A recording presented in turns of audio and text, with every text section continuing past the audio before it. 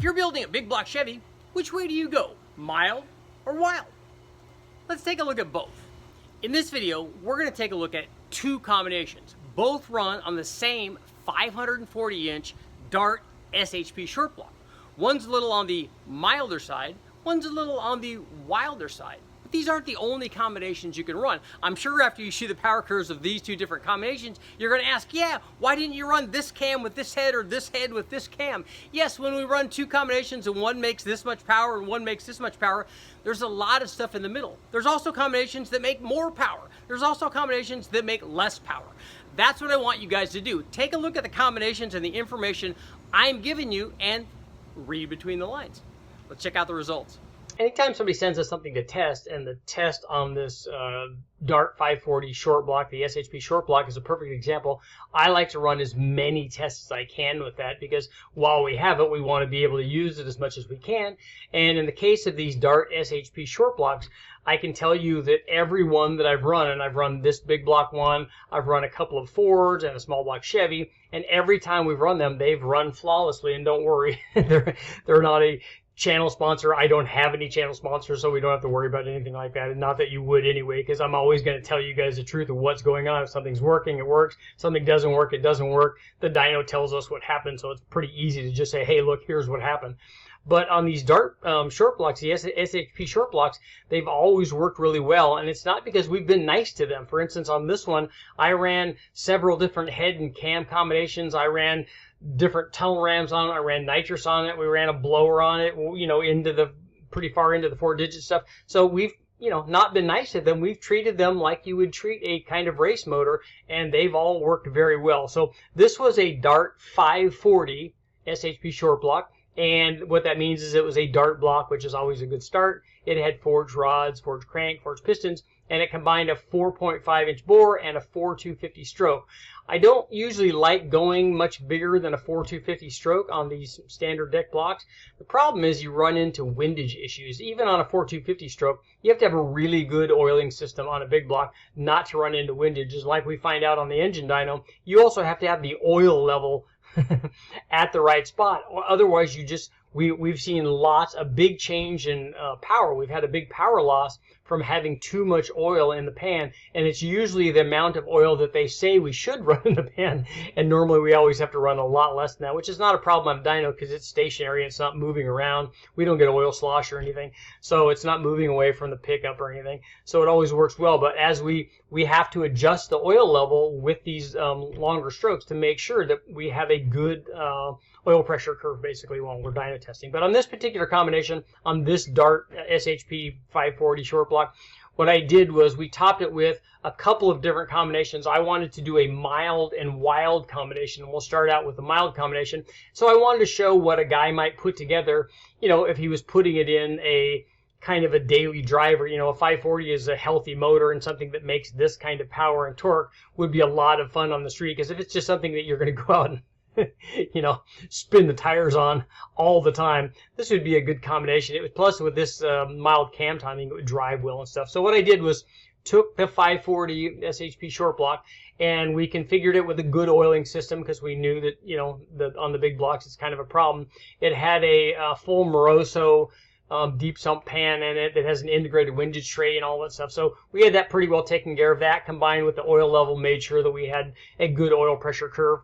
Now we also had to do our mild combination. What we did was top the short block with the right combination of heads, cam, and intake. And in this case, on the mild combination, I picked a fairly mild cam, you know, mild combination, mild cam. And that cam, the cam was a comp cam, was an off-the-shelf XR288HR, which was a 521 540 lift split, a 236 242 degree duration split, 110 degree lobe separation. As I said, it's pretty mild, especially on the lift side for a big block Chevy, especially a 540-inch one, which is why we made peak power at, you know, we were making it 5,600 or 5,700 RPM. We also topped it with a set of pretty decent heads. Actually, we were only scratching the surface of what the heads could make, but since we teamed it with such a small cam and low compression, it didn't make a ton of power.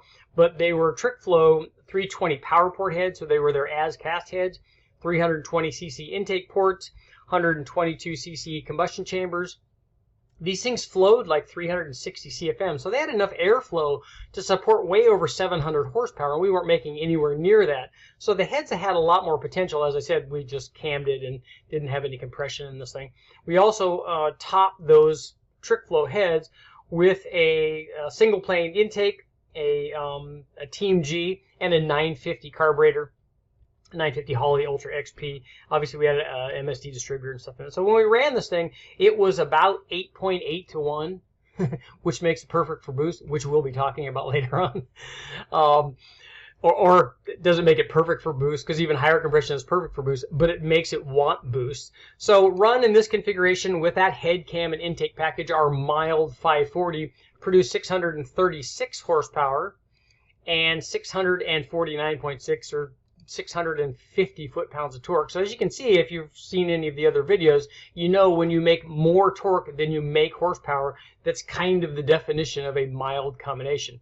And if we take a look at the power curve here, we can see something's going on past 5,800 RPM. And I want you guys to comment. I want to ask you guys, what do you guys think happened here? And we already know, obviously, because I ran the test. But what do you think is going on here? So I want you to comment and let me know what you think happened here out past 5,800 RPM. Why did this power curve flatten out, which was one answer, and then why did it fall off so dramatically here out in the 6,000 RPM range?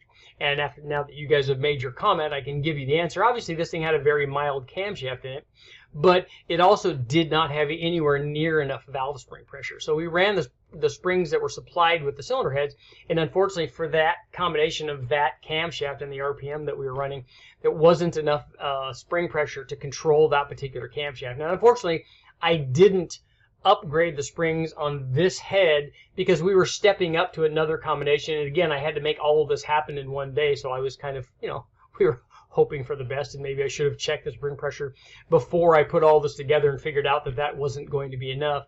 But that's what this big fall off here is, basically a lack of spring pressure. So this is our mild combination. So now we'll take a look at what happened when we made our wild combination.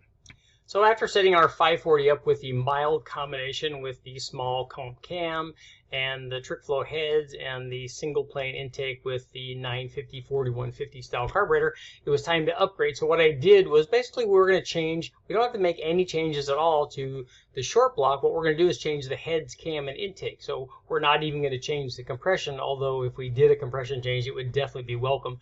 But the two heads that I chose for this mild and wild combination, both of them had 121, 122 cc chambers. So basically the compression ratio was going to be the same. Otherwise, it would be nice to get an extra bump. Like if we could have, 100 or 110 cc heads, that would be a nice combination. But for our wild combination, what we did was first stepped up in camshaft quite a bit. Obviously, that mild cam on a 540 was just not getting the job done. So we stepped up to a big comp cam, a solid roller. And when I say big, it's not huge for a 540, but it's good size for a big block, and it helps it make power. This one was a 744 715 lift split, 271 280 degree duration split, and 112 degree lobe separation angle. So as you can see, quite a bit bigger than the small off-the-shelf cam that we ran. We also upgraded the cylinder heads, and as I said, the trick flow heads could certainly make a lot more power because they had enough airflow to support it. But we stepped up, fairly good size step, up to a set of Dart Pro 1 335 full CNC heads. And according to the information supplied by Dart, these heads flowed over 400 CFM, near 415 at 800 lift. And the exhaust flowed pretty well too at 303 CFM. So those heads had enough to support way over 800 horsepower, and we would eventually get there on this motor with the right combination. So the heads would certainly support that. We know that to be true because we've already done it. But right now, what we did was combine that camshaft with these Dart 335 CNC Pro 1 heads, and then top that off with a single plane intake. But in this case, it was a YN Team G also, but a 4500 designed to fit the big Dominator carburetor. So we also stepped up a little bit in intake manifold and carburetor. We installed a Holley 1050 Dominator carburetor on there to match the intake manifold. So this was a good combination and not terribly wild, like not full race. The camshaft wasn't super crazy. But here's what happened to our wild combination. And as you can see, it made a lot more power. First of all, it didn't fall off from a valve sprung issue, so it allowed it to rev, and we ran it all the way out to 7,000 RPM. This thing made 770 horsepower, 769.8, and even the peak torque was up a little bit, 663 foot-pounds.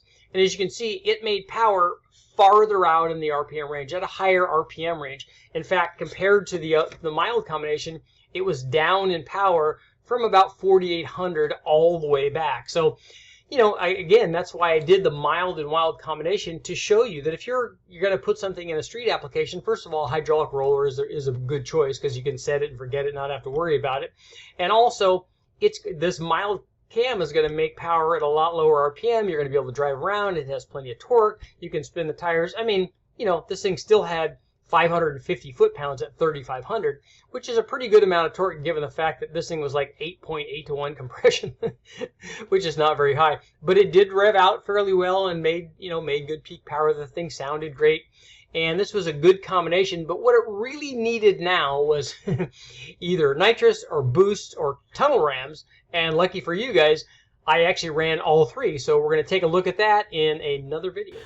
Okay guys, what'd you think about our combinations run on the 540-inch Dart SHP short block? We had the mild combination with the trick flow head and the milder cam and the smaller intake, and then the wilder combination run with more camshaft, more head flow with those DART-PRO 1 CNC heads, and the bigger intake and carburetor. Obviously there's stuff in between, there's stuff that makes more, there's stuff that makes less, but these are two combinations and they give you a good idea what to do if you want to make this kind of power. Now this is part one. We're going to step up to part two and take a look and see what happened when I ran tunnel rams, not just one, but 3 different kinds of tunnel rams on this application. And then we'll finish up in part 3 with boost and nitrous.